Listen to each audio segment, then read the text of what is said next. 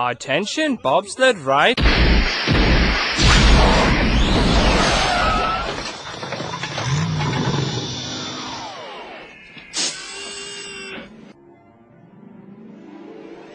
Yodelers!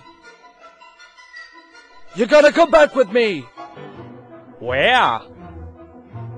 Back to the past! What are you doing? I need Dole Whips! Go ahead, quick! Get in the bobsled! No, we have a great podcast for our yodelers today. We'll bring them along too! They'll enjoy this as well! Wait, what are you talking about? Did something happen to us in the past? Is something wrong with the Matterhorn? No. The Matterhorn is just fine. It's the company, yodelers. You have to see what happened to the company. You better watch out. We don't have enough track to hit 88. Tracks? Where we're going, we don't need tracks. Hello, yodelers. Welcome back. We are the Matterhorn Yodelers. I am your host today, Peter, with my co-host, Jackie. and Japheth. And today we are going back to the past. We're each gonna go back in time to the history of the Walt Disney Company and talk about some points that we think we would like to witness, learn about, and just experience in general, of just to see what it was like back then. Yeah, what's the true story, or to get a feel of the people and the energy in that time period? Correct, because like in a lot of situations where, especially when we're dealing with this time period, there can be a lot of conflicting information about where this one thing started or where that one thing started, or ideas or histories have been lost. And so it's good to go back to see things as they happened, as they really happened. And so we're each going to go, we've each picked out a time period, different time period. We did our homework beforehand. We're not just like, hey, you took mine! So we're all three going to be at the Disneyland opening. No. So we all picked different times, and I'm going to start because I'm taking this all the way back to the 1930s. Ooh. 1930s for the next 8 years. I'm going to observe 8 years worth of history. There's a period, too, like, where I'm going to go back to. So, during this time period, and as I said, I'm starting off, this 1930s was basically the heyday for Walt Disney Animation when they were just doing shorts. This was peak. Walt Disney had already become a household name. People knew who he was. So he was already famous. He wasn't just some producer or animator. Well, he didn't really do much animating, but, he was more. And around this time period, they were in the studio, the Hyperion Studio, which was the studio before where they're at right now in Burbank. So this one was in L.A. I actually have the address at 2701 Hyperion Avenue in Los Angeles, Does California. it still exist? It does not, which is one of the reasons why I want to go back to this time period so I could walk the halls of the Hyperion. Save the Hyperion! Save the Hyperion! Here, lady, here's a quarter. So, yeah, just to see this old, the old studio that Walt and Roy bought and built just a few blocks down the road from their house, and to see how they had everything set up, because as I said, the studio is no longer there. If you go to that address now, it's a Gleason's Market. It's a grocery store. Yes, but there is a plaque on one of the poles that says this is a historical site of the original site of Walt Disney's first animated studio. in California. So there is a little plaque there. I think it's very faded from the sun. They haven't replaced it in a while. You really have to know it's there in order for you to see it. So it's, yeah. But it would be really cool to go back in time to see that lot and to see the building, to see how Walt designed it. Because that's what they did Snow White. That's where they did all of their animation beforehand, as well as where they made Snow White and the Seven Dwarfs. And there's still a lot of mystery as to the layout of the building too, because some people, they all the documentaries and things that I've read, they say we think Walt's office was behind this window. Like they still don't even like pinpoint based off of the pictures where Walt's office was. It's kind of tough when you don't have the layout and yeah, it's been over 100 years really. Absolutely. Or under 100 years. So we have Walt Disney and his animation crew. In the 1930s, they're doing really well. They're very successful at making their Mickey Mouse cartoons as well as their silly symphonies. It's around this time that Walt Disney, and this is one of the reasons why I want to go back, because there's a lot of conflicting stories as to when Walt wanted to start working on full-length animation. Some say that Walt had made a trip over to Europe, and over there they compiled like an hour's worth of Mickey shorts into like a little Mickey movie that people were watching. He goes, hey, there's a demand for full-length animation. And others would say that, and others said that the company, and I think this is true, I think this was a driving force as to why they made Snow White, that they weren't making as much money on their shorts. And the cost of making the shorts kept going up, so the only way for them to be successful and to survive is if they were to transition into full-length animation. So there's a couple different factors as to like what sparked the idea. As to why they picked Snow White, it's said that, Walt grew up watching this old Snow White and the Seven Dwarfs movie, black and white, silent movie, back in that time, and that stuck in his mind as something that he's always wanted to make into some sort of animation project. So, and for a while, he kind of kept things kind of secret. There was a lot of speculation. There's competition in this small town. Oh, absolutely. Yeah. So there's a lot of speculation. Little news reports saying, is Walt Disney going to work on a movie, an animated movie? Even the animators were like, didn't even know if this was a thing or was going to be a thing. Till eventually they started getting the idea when they started seeing Walt hire a lot more animators on the scene and for, more finite details and things like that. And so eventually Walt announced to everyone and says, we're working on the Snow White project. And where he at least has a head start before anybody can. Yeah. You got to get the talent, and so yeah, it's very strategic. And so when Walt made the announcement, everyone told him this was the worst idea in the world. Says, Walt, you will ruin your company. His co-workers, his brother, which was So Roy Disney, so the person who's helping him run his company, his wife didn't even believe in the project. Everyone poo-pooed it. Even, obviously, the media came in and poo-pooed it even more. They kept calling it Disney's Folly, and it hadn't even come out yet.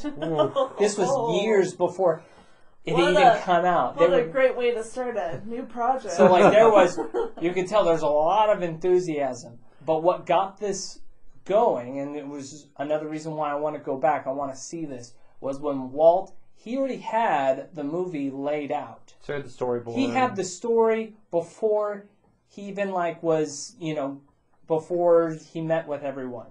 So he met with everyone and literally pitched the entire movie, acted out every scene. There's no video footage of this, but they say that it was one of the most spectacular things to see Walt Disney act out every part of the movie. Acted out the evil witch, acted out the dwarves, and even Snow White, and like he literally performed the movie and sold the movie to his animators. To the point where like they were getting excited. That was one thing Walt was really good at. He was a salesman. Yes. He Yes. knows how to sell something. And so obviously when they got into the production of it, when it came to coming up with ideas, he wanted everyone's input. You know, he thought it was important that everyone be a part of this project, so it wasn't just Walt's project, it was everyone's project. So he even gave out little bonus incentives. It says, if you come up with a gag and we use it, we'll pay you for it. And so, like, I want to be in the meeting where they're pitching all these gags. Oh man. Yeah. That would be great. With all the drawers. Yeah. I mean, I just watched it today with my little girl because she was pointing at all the Snow White stuff at my parents' place. And I was like, oh, let me just show it to her. And she just sat there and watched it. And I was like, oh, I like the little funny things like the turtle trying to get up the stairs with his mouth. And now I'm thinking somebody's all like, I got paid for that. So, like, yeah, they got these little... So, like, just to sit there and, like, hear these pitches, like, that would be one of the most fun things to sit in and watch, are these pitches. Another part that I want to go back and see is a lot of people have heard, who know a little bit about Disney history, have heard about the 9 old men. Well, a lot of those 9 old men were, you can call them the 9 young men. They weren't the head honchos here. I think they said out of the 9, there was only one person that was given a big responsibility, and that was Frank Wells, and he was in charge of the Snow White funeral scene, which was actually a very important scene of the movie. But everyone else was, you know, doing generic stuff. You had people, Fred Moore, Norm Ferguson, Grim Natwick. Grim Natwick, he actually is the creator of Betty Boop, and he was put in charge of making Snow White. Wow. Yes, so like he was definitely picked specifically for that job. Ham Lusk, he also worked on Snow White. Art Babbitt, he was the creator of Goofy as well. He worked on the Evil Queen. So like to see these people who actually taught the famous 9 old men would be an incredible thing. To see the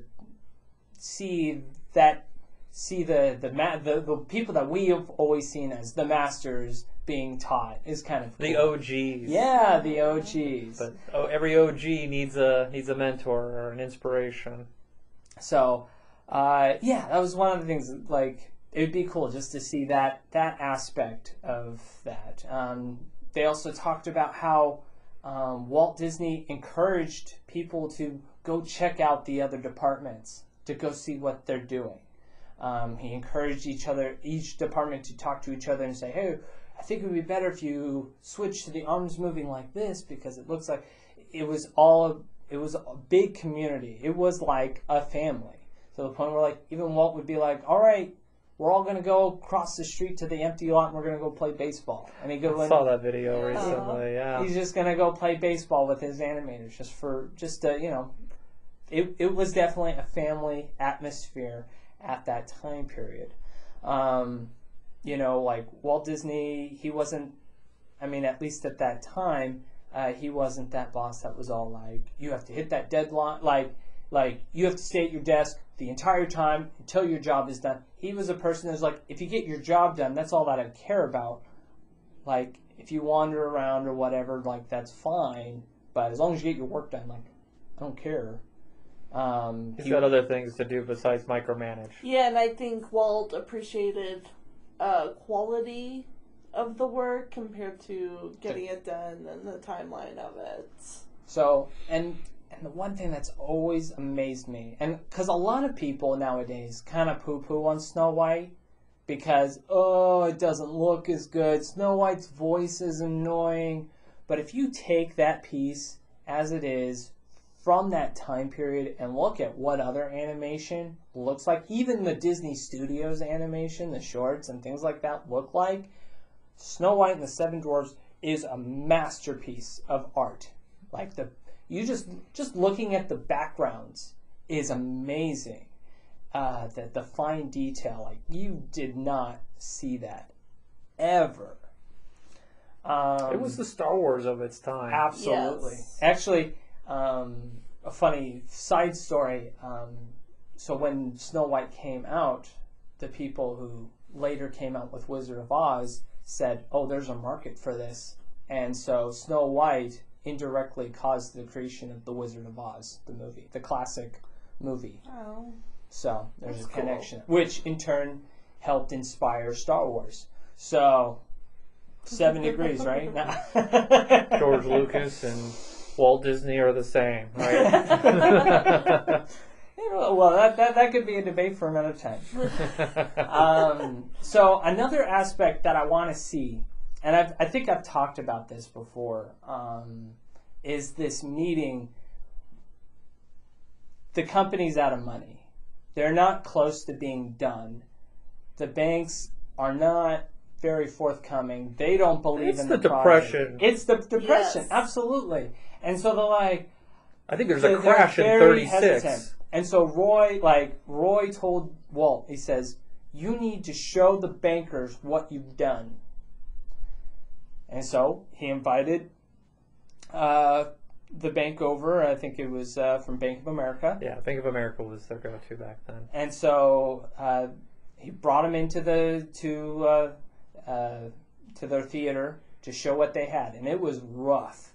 You know, they had some scenes that were completed, others that were just sketches and like not done. But Walt was there explaining everything as it was happening and explained the entire movie to the banker and telling him how exciting it's going to look and be, and see this, it's going to look like this, and back here, like to see that. And the banker was quiet the whole time. He didn't say a word. And then the movie ended. Walt walks him over to his car, and the banker said right before he leaves, and he goes, "You're going to make a lot of movie with that movie." He left. A lot of money or movie? He's going to make a lot of money with that movie. Okay. Sorry. Okay, I wasn't sure. I was like, oh boy, that's interesting. A lot of money with that movie. And then the next day they got a big check so that they can finish the movie. That guy pretty much, like, Save Disney. That Boy. banker. boy, that banker really Yeah, and is if you critical. can find that banker now. I'm sure there's some. If there was a name, we don't know the name of the banker. If we only knew the name, we can thank that guy, because if he said no, we would not have the Disney company today. No.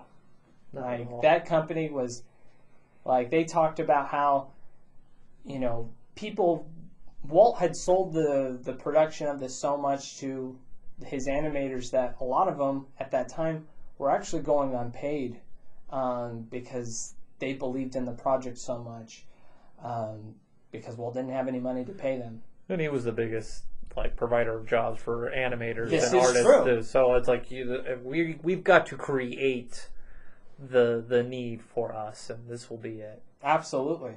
And then that takes us to the premiere. Okay? The premiere at the Carthay Circle Theater, which unfortunately does not exist, but you can see replicas in both California Adventure.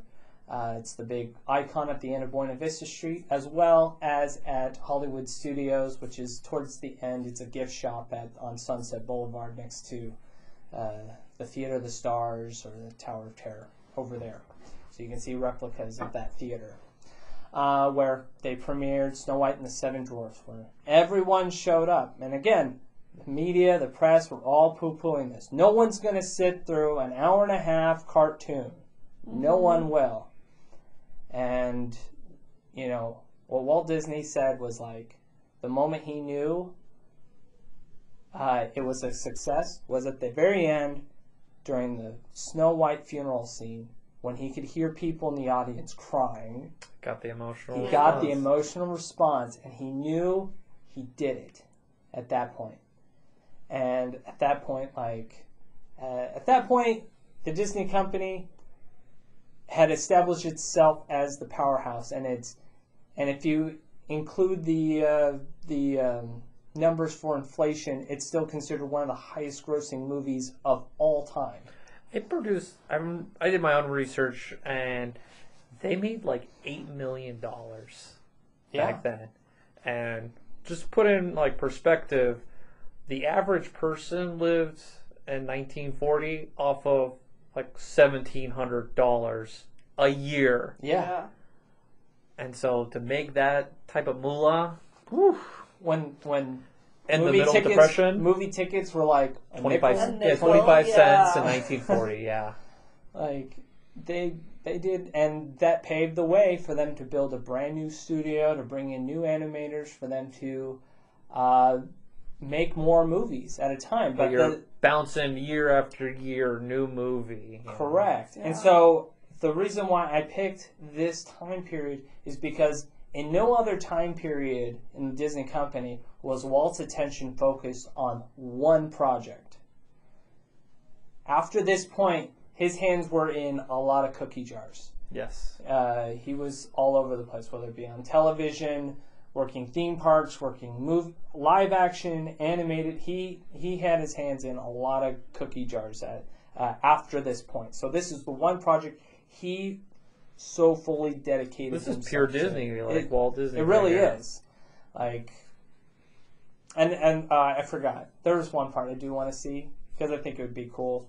I want to see the sound effects studio. Yeah. Because like nowadays, we can take that for granted because nowadays it's like it's all digital and it's all I just hit buttons and make random sounds. They actually had to make the different sounds, so like you can see them. Like they invented machines just to make certain noises. Like they talked about the guy who created this like rotating machine that had beads in it and like nails, so to replicate the sound of rain. And like they talked about how like Walt walked up to him and he said, "What are you doing?" And it's like, "I'm creating this machine that makes it sound like rain." And he goes, "Tell me when you're done." And so he told That him way he I was- know whether to fire you or to promote you. Well, that was the thing. Like, and that was the thing. Like he came in, he showed him the machine, and goes, "Oh, okay," and he left. And then the next day, he gets called into Walt's office, and he goes, "I'm giving you $100 raise." And he's all like, "Okay." So like, it was- Dinner's on me! I just bought a house! No, I just... Actually, another side note: behind the studio, the Hyperion studio, which is still there today, there are these houses, which You're now talking about they're the houses. the houses behind the studio. Mm-hmm. There was houses called well, I think the name came afterward, but they're called Snow White cottages, which they're designed. Supposedly, the design of those houses helped inspire the Seven Dwarfs Cottage, which those houses are still there today, and privately owned. So Probably like a Tudor style, like European home. That's Yeah. pretty cool. So that is what I've experienced as I traveled back in time. But now let's go back to the future. Japheth, where are you taking us? So I'm gonna probably cross paths with you and cause a rip in the space-time continuum. There's somewhere like that. We'll bump into each other and we'll have that stare of like, what are you doing here? So originally I was curious about World War II. You know, it's a lot of Americans love this time period. You know, we rose up to the challenge, and I was kind of like, what was Walt's challenge? You know, you hear about it, and doing research, I've come upon the strike that the Disney company went through in 1941. And so Peter's gone on this like super high Walt, and I was like, wow, he did such a good job. Yeah. And I'm going to discuss the growth from that sudden success. And growth usually means that there's pain and trial that comes with it. And so this strike is part of that growth into this company that we know. And so I think it was just a necessary part of success, and I didn't know I was going to get into that until I started doing research. And the more I was reading into it, I want to be there. I want to see everything unfolding because there's just so much working around them, like inside the company, outside the company, to where I just want to see how the man that we all know as Walt, handle this. And so, like I said, the strike starts in 1941, but to give you context of what's going on, you have Snow White, that the movie released in 1937. Mm-hmm. And so the strike doesn't happen for another 4 years, but there's a lot that goes on. Germany invades Poland in September 1st, 1939. So 2 years after the success of Snow White, Europe is in war now. And after that, February 1940, Pinocchio is released, and 40%, some say 75% of Walt's market is cut out. And so they're not watching movies, they're fighting wars in Europe. So Walt did not see the success that he should have gotten for Pinocchio. I think he would have made just as much money Absolutely. if Well, Europe yes. was there. people consider Pinocchio Walt Disney's most beautiful film It that is. he's ever made, artistically wise. Like, it was The basically layering as he's going in with the camera. Oh, love it in the beginning. with the multiplane camera. Mhm. They used it very well in that movie. And so, like, you have that, and you're just like, okay. And then the next step is Fantasia, and that was just next level. Like, you think Snow White was next level? He was, like, going to take Fantasia to the next level. This was definitely, Fantasia was visionary Walt. Yes. Again. So I'm saying this was Golden Age Walt, and it kind of ends with this right here, with that Walt being fully invested in the animation as he is, as Peter was saying. Fantasia didn't find the success. Again, you're missing all of Europe, and he had ambitions about sound system, interactivity with the crowd, and the movie, and just the audience didn't respond the way he envisioned it. He was ahead of his time. Way ahead. Yes. Oh my goodness. And so with that saying, the company is in trouble because in this time, Peter says, with the money of Snow White, he buys a plot of land in Burbank and builds a beautiful campus. Which they still use today. They still use today, Art Deco, and with that success, this man came from like asking the bank, like, I need some money to finish this, and so he's shoestringing budget, getting everything, and he's like, whoa, we got money. I'm building a campus. We're doing He great. starts a school. Well, I didn't know that. Yeah, an animation school, because he knew in order to go to the next level, he needed to re-educate Yeah, he was Oh, big his into that. animators. And so, like, he sent his animators to school, but at the school they were only teaching about like still And he wanted art. movement. And so he helped start that education process of how to teach about animation and movement and art in that sense. And so, and to this day, like, without Walt Disney's putting that forward, animation would not exist. Yeah, he had a need, and he was creating, He did. a support to fulfill that need. Yeah.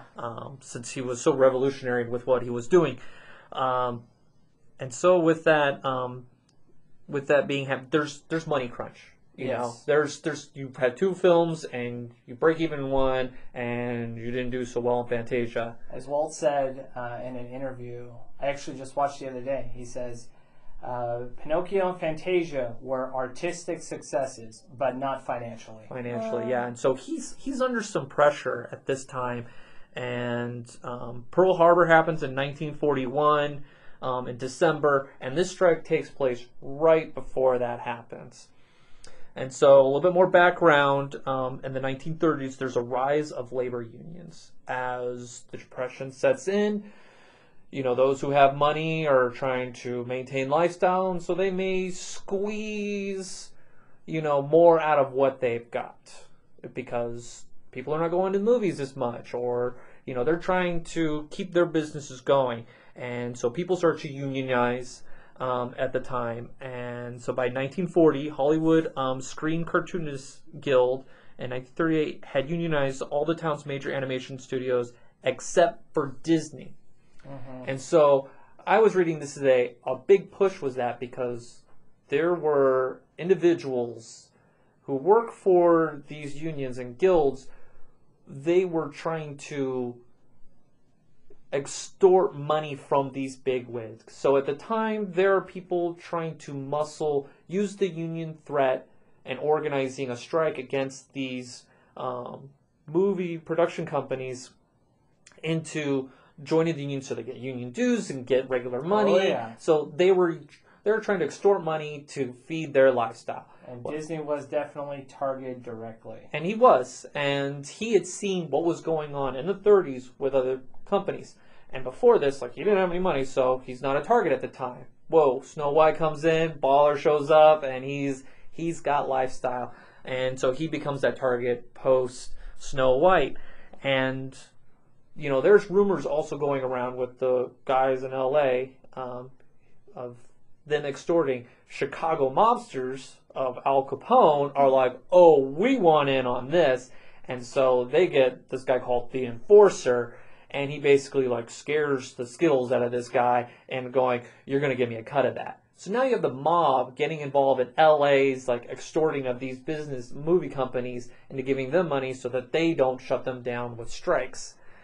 And so these guys, so one of these guys starts like, okay, we're gonna form this guild and get the unions going. And Walt sees this, and Walt saw what the unions did to his father, and his father was not a successful man, and he saw his father struggle and with his family moving around place to place, and so it was really hard. He did not want to fall in the same trap as his father. He did not believe in how the unions, you know, said one thing and they didn't follow through necessarily on the worker. And so he thought, Father Walt got the family mentality. I'm going to try and protect this. I'm going to protect my company. I don't want to be extorted by these crooks, you know, these people. But there's a lot going on. So with all that money coming in, you know, you get these union people, the agitators come in and going, whoa, I'm starting to see a little inconsistency here. And they start throwing out these things. So at this new studio, the most valued animators made more money. That makes sense. But they also got a special office. And some are like, it was carpeted. They had a sauna. They had a gym where they had a Swiss Olympian there to help you train. You know, so you have these animators that are high value. They're making $300 a week.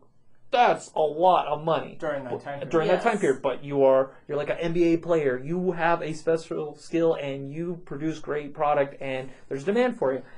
And you get all these new people. So you go from like the 80 people that Walt has, Snow White, and then you boom to 1,200 people.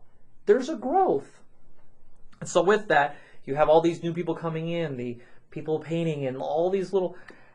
And so you have these high value people making this much, and then you have the low value people making between $12 to $18 a week.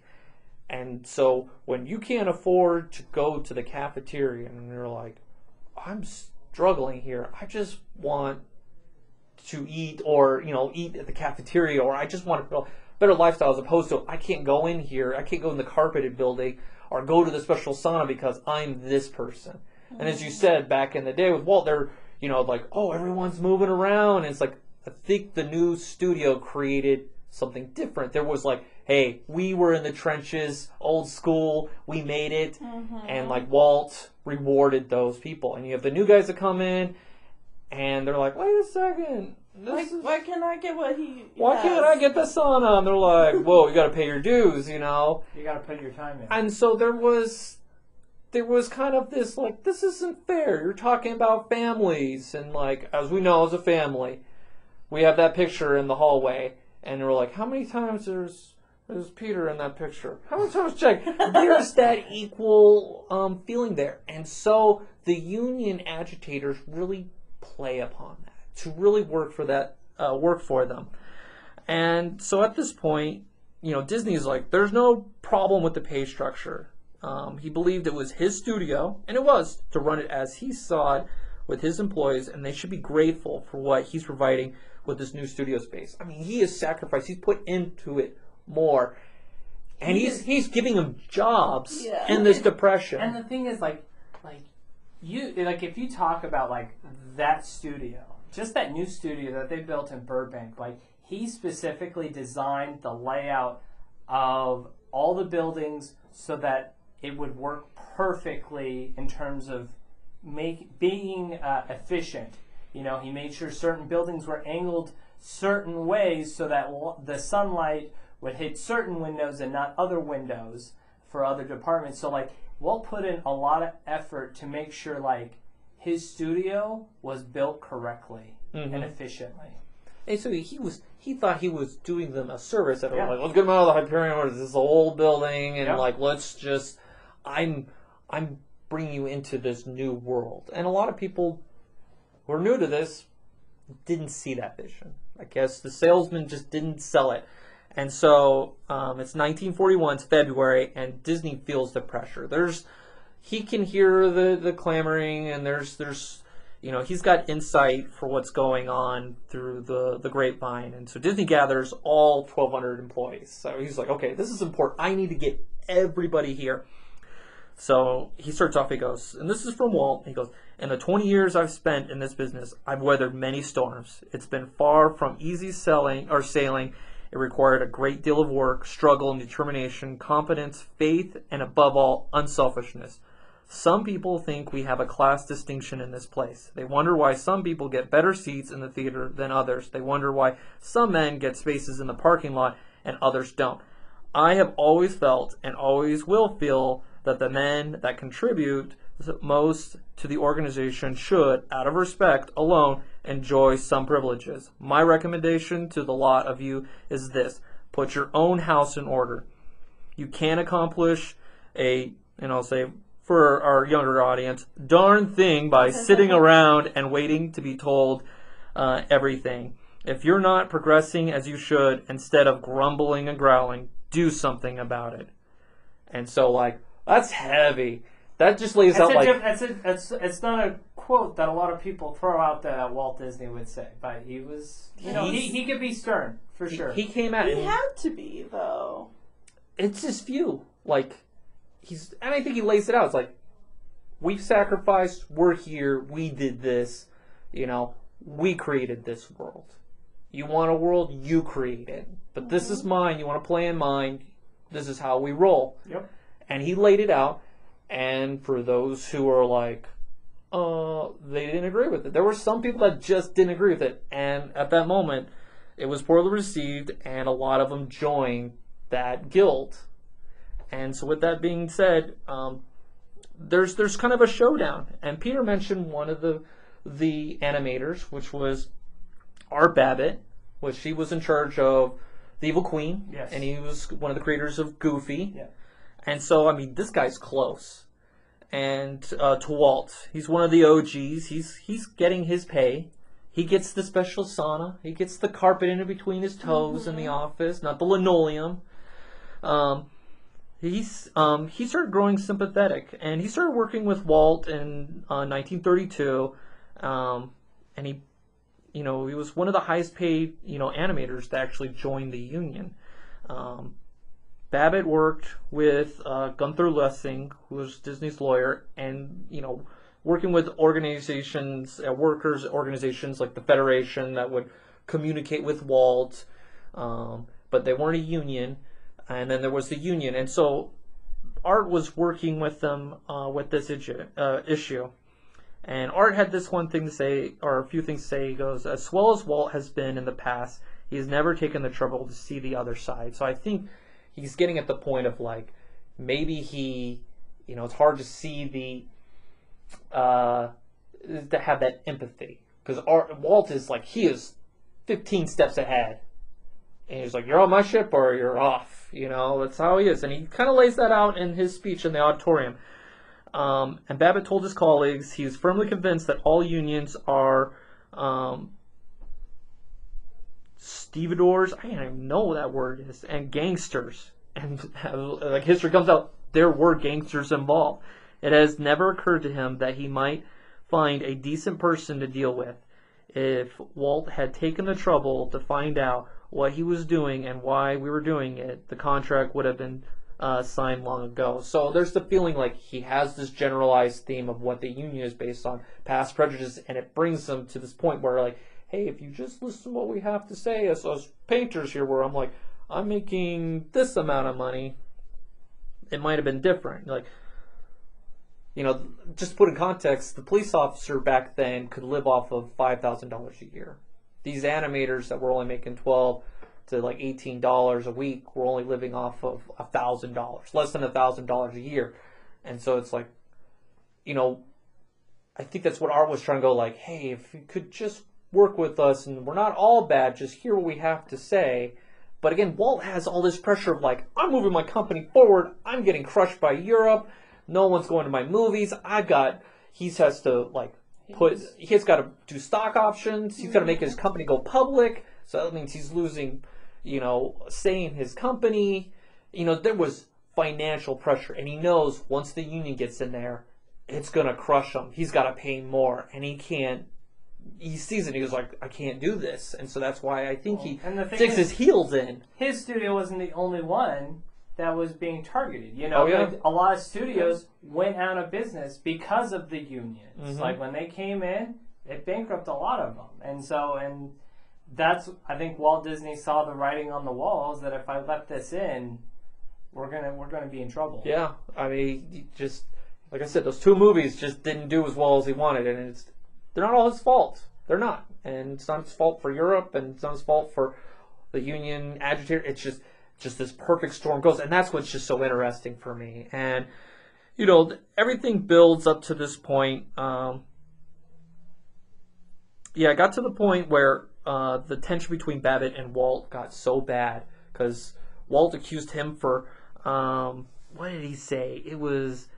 He goes, if you don't stop organizing my employees, I'm going to throw you right the heck out of the front gate. And then shortly after, Walt fires Art. And as a result, 200 members of the staff went on strike on May 29th. And because Art was the organizer of, and it wasn't like he was like, I'm out for blood. He came at it at an approach going like, hey, these guys, I think they have a voice that needs to be heard, and maybe I can be the bridge. And it really strained it killed the relationship between Walt and Art. Walt had that family mentality, and for him, it was a betrayal to him, really, to have it. He took it personal. He did. It was bad. And so this strike goes on, and it's picketed for 24 hours. And boy, to see the picket signs that they came up of, don't piss off artists. They got some good ones there. They were definitely, they did a good job. They were the best picket signs I've seen, and they were good. And so as a support, other unions came in on this strike as well. Developers at Technicolor refused to process Disney's films. Newspapers withheld Disney comic strips. RKO, which was the distributor of Disney films, announced it would stall Disney's releases until the strike was settled. So I mean, it brought the company to a stop. And he's got Dumbo going right now. It was cancel culture almost. It's like, hey, we're united. We're gonna fight with our weapons, and you're gonna fight with yours. And it put so much pressure. And that's where I want to see is like, how is Walt doing this? Like, he's trying to do Dumbo. He's got other things he's going. I just want to see this man handle this pressure because this is a make or break for the company. It was. What he does in this moment really does. And I don't say, and as I go on through the story, I don't know if he does the right thing, but his company's still here, and it's just an interesting piece that it's not gone over because it may not depict Walt in a good light, but I think this really shows that he is a human. In this He's not a perfect person as much as I might make him sound like he is. I'm not giving you the goosebumps that Peter gives you. Like mine are like all the goosebumps are like inverted in. They're like not coming out. And so with that said, the strike has hit its 3rd week, and picketers had planned to, bombard the non-striking colleagues, the scabs at the front gate as they're quitting on a Friday on June 13th, 1941. But Walt has a plan up his sleeve. He goes, all right, before the confrontation, he got all his loyalists, and they went to an off-site, auditorium where they had a meeting, and they got released early. And by the time the strikers found out for it, they ran over. They tried to go over there and bombard them. Hey, join the strike! Ah, Walt! And Walt's sitting there in his car, and he, thinks he's pulled a fast one. He didn't think he did pull a fast one on him. And, as Art came up to him, because by the time 400 picketers put their signs up, They race to the school. Walt was the only one there with a couple people there. And, you know, he was sitting in the car and he tips his hat to them like, aha, gotcha. It was well played. You gotta I get would like, love to see a movie and like see that scene. just him just Ooh. like, what's up, suckers? It would definitely be an interesting movie to see. Obviously, Disney will never make that movie, but to see someone make a movie, a fair representation of what actually happened during that, Yeah. like, that would be a very interesting and compelling movie because, boy, is there drama. There is drama. And at this point, Art goes up to him and he shouts to him, like, Walt Disney, you ought to be ashamed of yourself. To have your friend from, like, back in the day, from the early 30s, just to have him go, like, you should be ashamed of yourself. As if he had, like, a moral high ground on him to tell him he was wrong. And, you know, at that point, Disney scrambles from his vehicle with his fist clenched, calling Babbitt a dirty son of a... Well, we'll move on from there. The crowd came between them, half booing, half cheering. It's just like, whoa, that's not our world of like colored Walt, you know, like punching. So you know, Walt was a very passionate he man. was, and this really brought this out of him right there. Absolutely, it did. Yeah, just as I read that, I was like, whoa, forget World War II. I want to see the throwdown in the parking lot between Art and Walt, you know, like. So the strike goes on, you know, Walt is in turmoil, and it goes, you know, Walt ends up, you know, getting a call from the U.S. government like, hey, we need you to go to South America. There's a great documentary about it called Walt and El Grupo. El Grupo. Yes. I was watching part of it today. It's great. I remember watching it 3 or 4 years ago. It tells of like an unwinding of Walt and him doing good work and opening up America, the United States to South America in a time where lines are being drawn, and so Walt is called on a paid vacation in a way by the In a U.S. way, government, yeah. and he takes it, and it's necessary for him because at this point he leaves. Roy takes over. You have a more logical Yes, Roy. person taking over, doing the business side, and Roy was the numbers guy. He knew. Yes. and it was necessary. This was a Yes. numbers game. This was no longer a principle, and Yeah. it had gone beyond, you know, this. It needed to be logic, not emotion driving this. Because the strike lasted 9 weeks, ending from falling pressures from the federal mediators, the national boycotts, the Bank of America, which has his loans, and whoever has your debts, they're invested because they want to make sure they get their monies. Yep. And you know, Roy himself going, you need to end this, you know, Yep. like, and so with that being done, it ends. It results in salary increases, 40-hour weeks, and screen credits for the animators. You know, so I mean, those are reasonable things. I mean, there are other things that were, you know, things were taken advantage. I don't know all the details. I didn't read the contract. Again, this is a hobby for us. And so at this point, Disney never forgets those who participate in this union, and he has contempt, and he basically blackballs them in the company. He definitely has a different perspective on his workers after this point. Like, you can definitely tell his tone changes when he's interacting with a lot of the people that he associates with. And so he only has a select few people that like he really trusts. Mm-hmm. And he opens up to them, and those people were always free and willing to tell Walt whatever. They weren't going to get fired. They were No. correct. And the 9 old men were an example of that. Like, those were The core. the core. And they're obviously, when the Disney parks came in, there were more people that came in there that became part of the core but weren't animators. Yeah. As he expands, he has different people for but different needs. He definitely distanced himself from his workers at this point. So at this point, it was no longer a family thing. It was definitely a business. And I think that's important because, like you said, he valued loyalty above all, but he withdrew from the family unit, like you said. It's because you go from 80, and I think you can manage 80, but once you get to 1,200 people and you're running back-to-back, You have like to change your animation, business you plan. can't handle that's too much. You know, you were the master of this, but that doesn't approach. And I think that was necessary for his growth into the larger company to where it's like you're more of a manager. Yep. If you want to do what you want, you can't be the guy that's telling the story for everything and salespeople. You got to get the right person. And so he becomes the guy that moves people around going, I think you can do this. Yeah. You can do this. Do this for me. And that's what he's excelled at doing post this, and I think that was huge for him.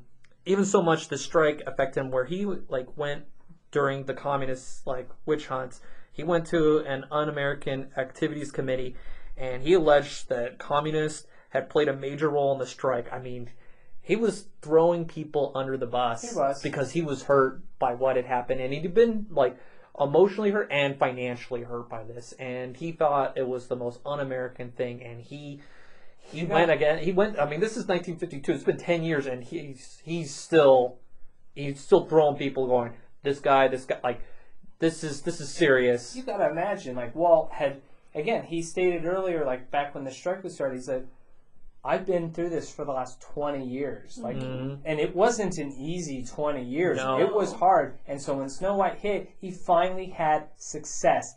And he was finally yes, now I can really get to work on what I want to do. And then this happens, and it just his dreams were crumbling before his eyes. And he was just go! Yeah, it was so hard. And so with this period, that human side, everyone thinks Snow White, and it's rocket ships to the moon. Nope. And boy, was it 40s was a rough decade. It was. And that's why you kind of forget about it. And so after the war ends, he has this saying, Castor Walt goes, we're going from caviar, which was the success of Snow White, to hey, we're meat and gravy to get this thing going. Yep. So he kind of gets back. And I think this period kind of grounds him, whether he needed it or not. I don't know. It's not for me to say, but it does ground him, and doesn't stop his vision for expanding and growth, but it certainly changes how he approaches things with his company. Diana Disney Miller said the death of his mother, the sudden death of his mother, and the strike was the hardest problem for him to deal with. Yep. Because there were things he could not control, or he could get something positive out of it. He just saw that they hurt me, and I can't grow from it. He had problems elsewhere, but he could spin it to where I needed this, and she felt that those two events that her father said were ones that hurt her, and I think it's a great time period just to learn from and not to forget about. For Walt learned something. It was just a transitional period for the company to go through. So with that, I'm traveling back. Here we are, Jackie. Here are the keys. Your turn. Woo! Alright, I got the keys. Going back in time to July 17th, 1955. Woo! Happy time. Happy time! Come on, Goosebumps. Let's come out. Let's put some positives out there now. We went high, we went low. Let's go high, Jackie. You would think about that, but Disneyland opened. It was probably one of the darkest, and hardest days. Oh, okay. Let's go back down. Let's bring it down. You're talking about Black Sunday. It is called Black Sunday. Tell me, what's Black Sunday? So it was July 17th, 1955. It's a Sunday. Was a Sunday. It was a day that they were going to open the Disneyland park. It was media day. For press. Okay. Soft opening. Yeah, it was a soft opening. Because like everyone always says, July 17th is the opening of Disneyland, but technically it wasn't open till the 18th. Till the 18th. Oh. So they were... And which, sorry, random fact about the 18th. Peter's going to interrupt a lot here. That's alright, I know a lot. George Lucas was there on the 18th of July. Whoa! Oh, that's cool. So he's there. Pointing at us I'm going to put Star Tours here. So, and then Galaxy Edge is going to be here. I'm not going to have any say because I'm going to have $1 billion. So July 17th, they were planning on just doing a press day. They only mailed about 6,000 or 8,000 invites to press. This got out, and on the day of opening, there was over 28,000 people that showed up. Only 4 times more. We're gonna need more corn dogs. There was about 11,000 or so counterfeit tickets. Oh, And on the side, I love this. There was even locals, who had ladders and would charge Jump the fence. $5 to jump the fence. Oh man, these people are smart. Yes. I would say like that's pretty smart. $5 get you in the back. Which is like crazy, like to think. Now Walt Disney at this time, he was just doing media. He had a strict schedule, so He wasn't doing perimeter checks. Hey, where's your ticket? He had no idea He like had what enough was on his going on. plate. So I would love to like see the faces chaos. of chaos of the cast members and like the park managers going like, where did all these come from? What are these counterfeit tickets? And just like the pure panic. It would be interesting. Yes, I could definitely see the chaos. Yeah. I agree. This was definitely on my list of choices of where I would wanted to go and see the chaos. And like I said before, all three of us can't go back to this day, but it would be a day where a lot of people would just want to see just this one point in history. Right. And so at that time, only 20 attractions were open, 5 lands. It was 100 degrees, Ooh, which was a record high. And oof. you know, people weren't wearing like shorts and a t-shirt. They There's were a dress wearing code. suits, dresses, heels. Like this was not a summer wear, you know. Disneyland didn't transition to that like t-shirt and shorts for at least The like 70s, right? It was about 70s when it The transitioned. the to hippie that. like pushed when the hippies pushed back. Yeah, So I mean, when they took over Tom Sawyer's Island. We'll talk about that another day. so it was hot, way overcrowded than what they were planning for, because of that. Starting to sound like a D23 convention. Yes, it definitely does. There was food ran out. Yep. And drinks because no fountains were working because of a plumber strike. And Dang unions. Walt had a choice between working restrooms and drinking fountains. And Walt says, they can't pee in the streets. Unless you're in Liberty Square at Disney World, then you have a poop stream. He had a lot of foresight there and eventually Liberty Square. There were people still planting trees and gardening while the park opened. The asphalt was soft. So it was still settling. It Still was trying to still cure. settling, and I can understand. I was like, well, why didn't they plan this in advance? I was like, well, if you're only expecting like 6,000 people, they're like, oh, this will be fine. But 28,000 people, and you can't plan for that. you can't plan for 4 that. times the amount is. It doesn't matter how much preparation you put into there. Like, there's no way you are prepared for that many people. Even in planning for a combat war, you plan 3 times the amount of your enemy. So, not saying that the guests were enemies, but 4 times the amount showed up, and so they weren't prepared for it. So that still blows my mind, that number. Yeah. Yep. Food and drink ran out. There was a gas leak in Fantasyland, which caused Adventureland and Frontierland to close part of the afternoon. Which, if you remember our trivia episode, it wasn't open that long. No. No. It was afternoon, right? Or what time did it open? It was like 10 or 11? No, it opened at like 12? 12 or like Okay. 1. It opened and it closed at 7, I think. Yes. So. And like I had said before, I love this. The riverboat sank. Yeah, I had heard that. Yeah. Because there's too many people on it. Things to see. That would be a sight to see. To see the Mark Twain. Just like, bloop, bloop, bloop, bloop. Slowly, it's taken to the sea. So it's just like so much chaos. But even when I was watching like the opening day. You can watch it on YouTube of ABC's like opening day. See at Ronald Disneyland. Reagan. Our president. Yeah, you can see. Who's the president? Ronald Reagan? Who's this vice president? Jerry Lewis? So you can see the media, and you can see like it looked okay, but there were some awkward moments. Oh yeah. In Wasn't there like a reporter kissing somebody on Yeah. live Uh-huh. TV? Oh yeah. There was a reporter that was making out with the lady. That's for sure. Yeah. There was, because it was so crowded, people were tripping on wires, so they were having technical difficulties. There was, Watch your step. Watch your step. Watch your step.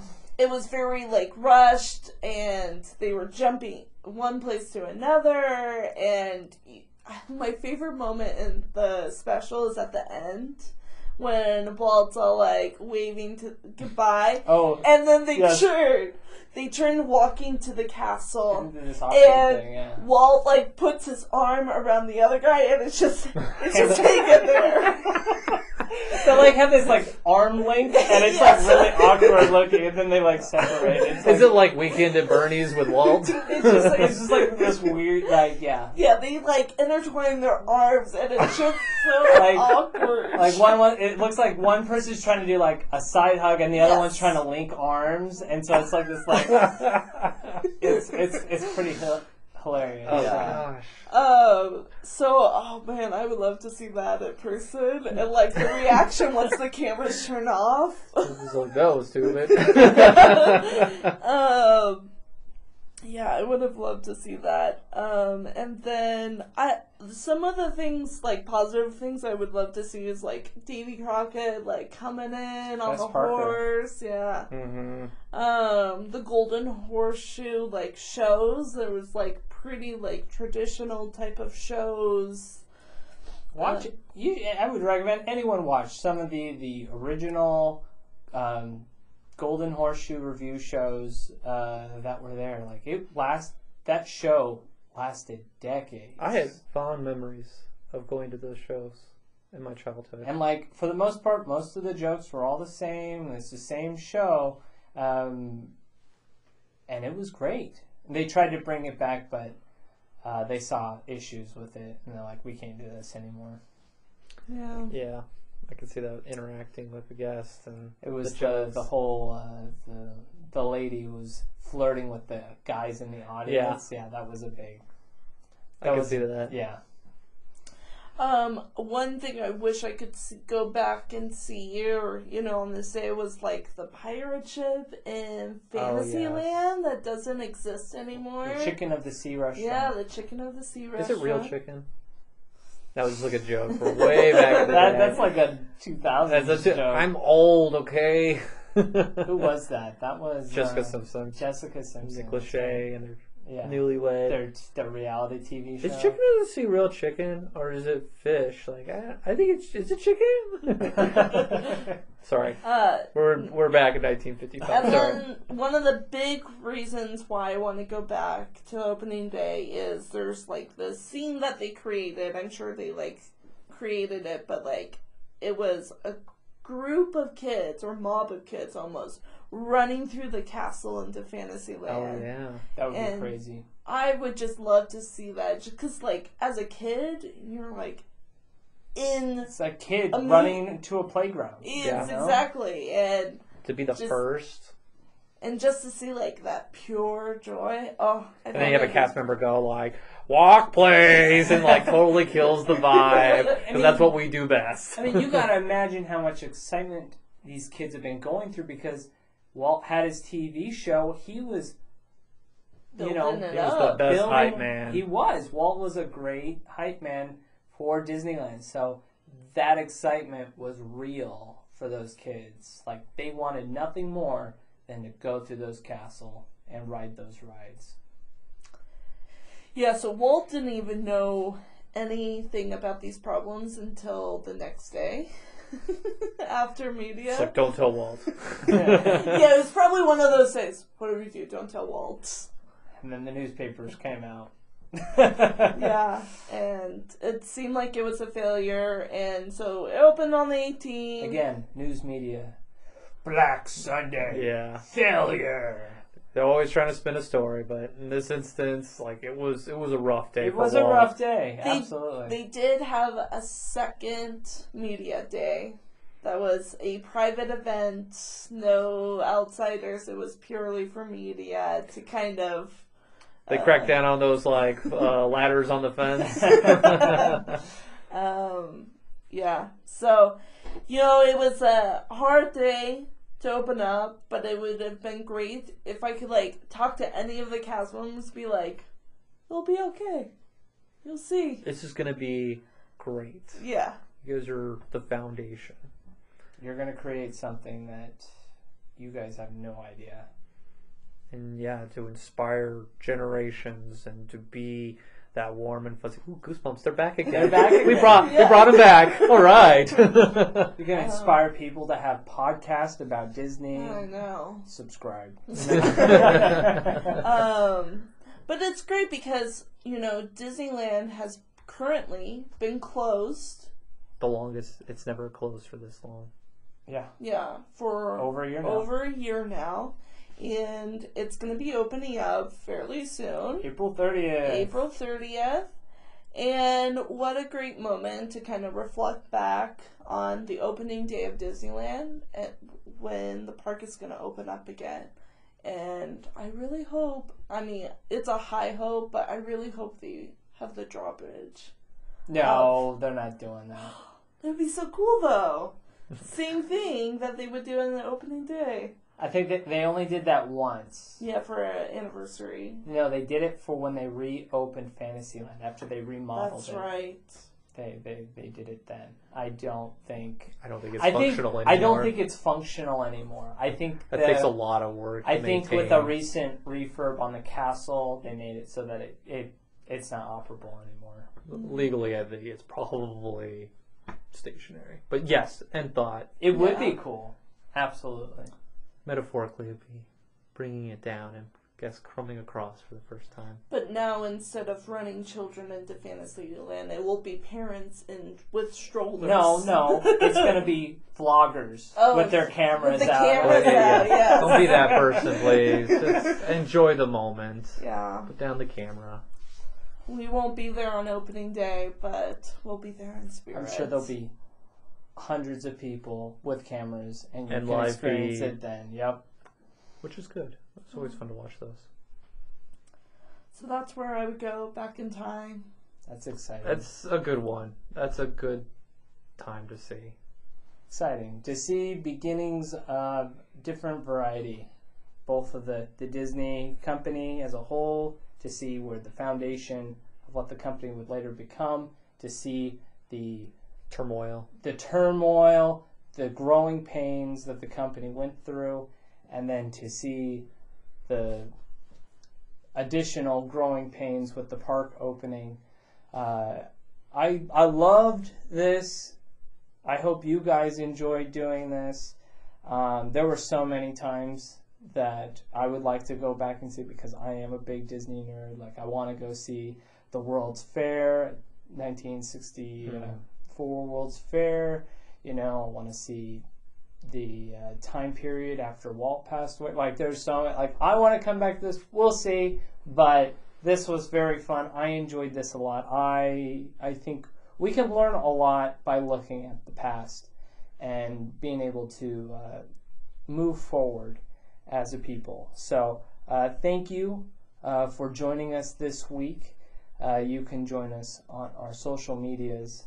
Instagram and Facebook page. Please follow us, Matterhorn Yodelers, and then you can email us at matterhornyodelers@gmail.com. Yes, and send us a message. What time period in the Disney company would you like to see? Is there, would you like to see the opening of what Indiana Jones was like on the first day? Or, what, it can be anything, doesn't have to be as the grand. making of the Little Mermaid, That would be an incredible time. Or Treasure Planet, whatever floats your boat, Home on the Range. Home on the Range, There's a fan base there. I'd love to watch Roseanne in that sound booth, just moving away. So, Yeah, just let us know. What would you like to travel back in your time machine and go and see? And until next time, auf Wiedersehen.